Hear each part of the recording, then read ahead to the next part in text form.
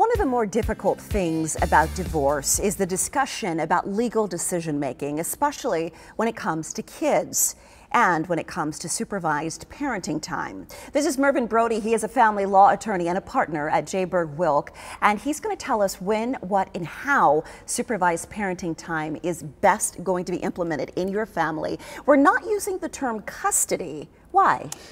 There was a change of law some years ago, and we removed the term custody and have replaced that with legal decision making.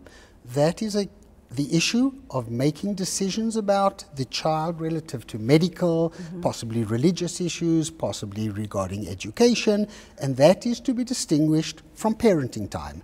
Parenting time is where is the child, legal decision making, who makes those important decisions for a child. So when does supervised parenting time, what does that mean in the state of Arizona? Generally speaking, everybody, and the court encourages a meaningful relationship and a regular and frequent contact between parents and their children. That's the standard. When there are some issues with a parent which affect the safety of the child, then we need to consider supervised parenting time.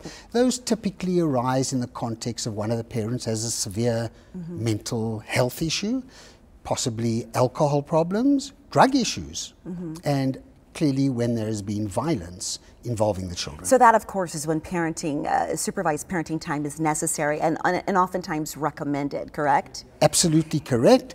And it's a good thing because it protects the parent who's being accused of doing wrong, and there is reassurance for the other parent. So does family law court have to order supervised parenting time? And if so, what are the steps?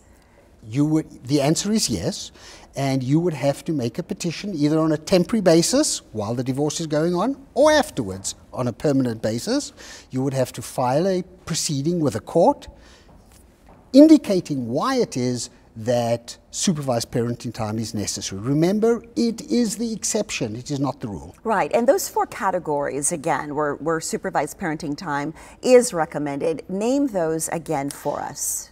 Typically we see that where there is a severe mental health issue, where there has been violence, and when there has been either alcohol or drug abuse. And is this a parent just saying, oh, I think I need to have supervised parenting time? Or does it need to be some sort of, court order in the sense that you can't just dislike, your ex and say, I want to institute, supervised parenting time? I mean, are there potential pitfalls? Yes. The process begins with one of the parents asking for supervised parenting time, but the appropriate strategic approach is do not do it unless you have a basis. If you are going to complain about your child's alcohol or drug abuse, have some evidence supporting that there is a problem.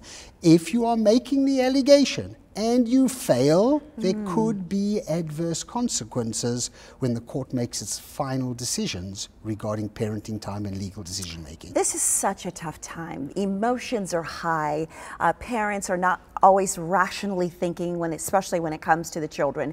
What advice do you have for those families caught in the middle of this? The best thing you can do is talk to somebody who is well versed in this area of law. People have emotions, people have concerns, people have ideas, but it is not always good to run with those positions to the court. Find somebody who knows this area of law, who can guide you to develop an appropriate strategy for resolving this for your benefit and for the benefit of your kids. And that's where you and your legal team come in handy. We can do that. They can do that. It can be that middleman for us. We can. Great information, as always. Thank you so much. Jaburg Wilk, they are located at 3200 North Central Avenue, Suite 2000 in Phoenix. If you need legal help, please call 602-248-1000, or you can visit the website jaburgwilk.com.